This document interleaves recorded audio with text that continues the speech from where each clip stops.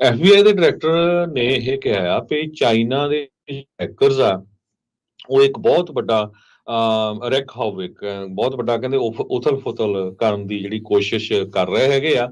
ਜਿਹਦੇ ਨਾਲ ਅਮਰੀਕਨਸ ਦਾ ਬਹੁਤ ਨੁਕਸਾਨ ਹੋ ਸਕਦਾ ਹੈਗਾ। ਅੱਜ FBI ਦੇ ਡਾਇਰੈਕਟਰ ਰੇ ਤੇ ਉਹਨਾਂ ਦੇ ਨਾਲ US ਦੇ cyber commander general Paul Nakasone, Department of Homeland security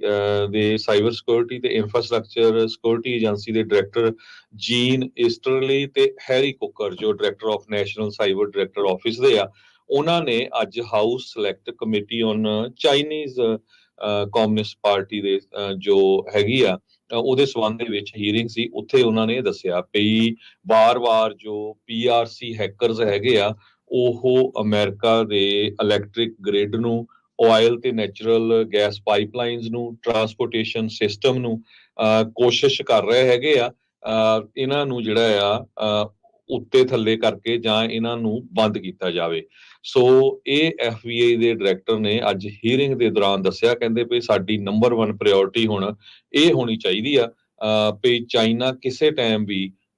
ਇਹ ਜਿਹੜੀਆਂ ਜਿੰਨੀਆਂ ਸਾਡੀਆਂ ਇੰਸਟੀਟਿਊਸ਼ਨਸ ਆ ਜਾਂ ਜਿੰਨੇ ਸਾਡੇ ਇਹ ਵੱਡੀਆਂ ਕੰਪਨੀਆਂ ਉਹਨਾਂ ਨੂੰ ਹਿੱਟ ਕਰ ਸਕਦਾ ਹੈਗਾ ਆ। ਜੀ ਬਿਲਕੁਲ, ਇੱਥੋਂ ਤੱਕ ਕਿ US ਸਰਕਾਰ ਨੇ ਪਿਛਲੇ ਮਹੀਨਿਆਂ ਦੇ ਵਿੱਚ ਇਹ ਵੀ ਦੱਸਿਆ ਆ, AP ਰਿਊਟਰਸ ਵਾਲੇ ਜਿਹੜੇ ਆ ਇਹ ਉਹਨਾਂ ਨੇ ਸਟੋਰੀ ਪੋਸਟ ਕੀਤੀ ਐਕਸਕਲੂਸਿਵਲੀ ਵੀ US ਸਰਕਾਰ ਨੇ ਨਵੇਂ ਜਿਹੜੇ ਆਪਰੇਸ਼ਨ ਲਾਂਚ ਕੀਤੇ ਆ ਜਿਸ ਦੇ ਵਿੱਚ ਜਿਹੜੀ ਚਾਈਨੀਜ਼ ਹੈਕਿੰਗ ਆਪਰੇਸ਼ਨ ਆ ਇਸ ਨੂੰ ਉਹਨਾਂ ਨੇ ਰੋਕਿਆ ਹੋਇਆ ਆ। ਕਹਿੰਦੇ ਵੀ ਬਹੁਤ ਸਾਰੇ ਇੰਟਰਨੈਟ ਕਨੈਕਟਡ ਡਿਵਾਈਸਿਸ ਹਜ਼ਾਰਾਂ ਦੀ ਸੰਖਿਆ ਦੇ ਵਿੱਚ ਉਹ ਜਿਹੜੀਆਂ ਕੰਪਰੋਮਾਈਜ਼ਡ ਸੀਗੀਆਂ ਉਹਨਾਂ ਨੂੰ ਹੈਕਿੰਗ ਤੋਂ ਜਿਹੜਾ ਉਹਨਾਂ ਨੇ ਬਚਾਇਆ ਆ। ਜਸਟਿਸ ਡਿਪਾਰਟਮੈਂਟ ਤੇ FBI ਇਹ ਕਹਿੰਦੇ ਵੀ ਲੀਗਲ ਆਥੋਰਾਈਜੇਸ਼ਨ ਇਹਨਾਂ ਨੂੰ ਮਿਲੀ ਆ ਵੀ ਉਹ ਰਿਮੋਟਲੀ ਜਿਹੜੇ ਚਾਈਨੀਜ਼ ਹੈਕਿੰਗ ਕੈਂਪੇਨ ਦੇ ਜਿਹੜੇ ਇੰਸਟਰੂਮੈਂਟਸ ਆ ਜਾਂ ਇਹ ਡਿਵਾਈਸਿਸ ਆ ਉਹਨਾਂ ਨੂੰ ਰਿਮੋਟਲੀ ਡਿਸੇਬਲ ਜਿਹੜੀਆਂ ਹੁਣ ਕਰ ਸਕਦੇ ਹੈਗੇ ਆ। ਬਾਈਡਨ ਐਡਮਿਨਿਸਟ੍ਰੇਸ਼ਨ ਦੇ ਦੁਆਰਾ ਆਪਣਾ ਫੋਕਸ ਕਾਫੀ ਜ਼ਿਆਦਾ ਹੈਕਿੰਗ ਦੇ ਉੱਤੇ ਜਿਹੜਾ ਉਹ ਕੀਤਾ ਜਾ ਰਿਹਾ, ਜਿੱਦਾਂ ਦੱਸ ਹੀ ਰਹੇ ਆ ਵੀ ਉਹ ਹੈਵਕ ਵੀ ਪੂਰੀ ਤਰ੍ਹਾਂ ਜਿਹੜੀ ਆ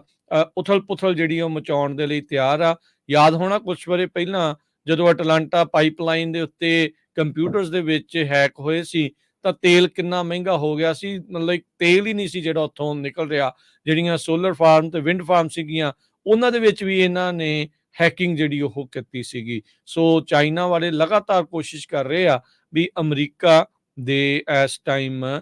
ਜਿਹੜੇ ਇਨਫਰਾਸਟ੍ਰਕਚਰ ਨੂੰ ਕਿਸੇ ਨਾ ਕਿਸੇ ਤਰੀਕੇ ਦੇ ਨਾਲ ਢਾਇਆ ਜਾ ਸਕੇ, ਪਰ